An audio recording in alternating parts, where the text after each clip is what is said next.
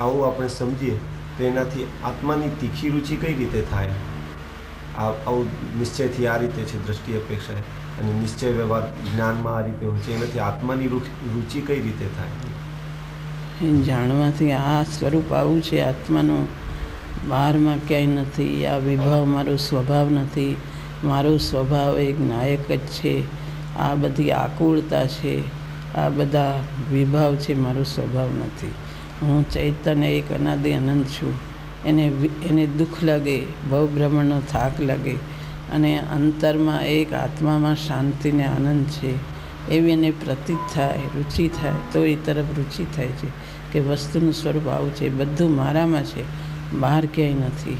અને બધું મારામાં છે કેમ ગ્રહણ થાય, કેમ પ્રગટ થાય કે બધું આનંદ અનંત, જ્ઞાન અનંત, આવા ગુણો અનંત, બધું મારામાં ભર્યું છે, બહારમાં ક્યાંય નથી.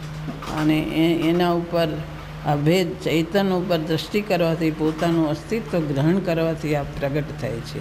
એમ નિશ્ચય વ્યવહારને જાણવાથી પોતાના ચૈતન્ય ઉપર દૃષ્ટિ જાય.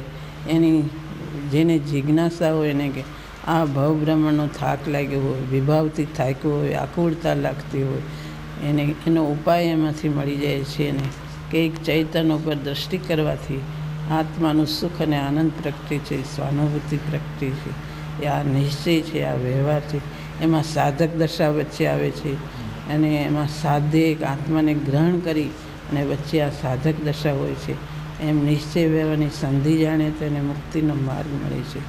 એની તરફ રુચિ જાગે છે કે બસ આ અપૂર્વ આનંદ અને અપૂર્વ આશ્ચર્યકારી તત્વ આ છે, માટે એને ગ્રહણ કરવા જેવું છે.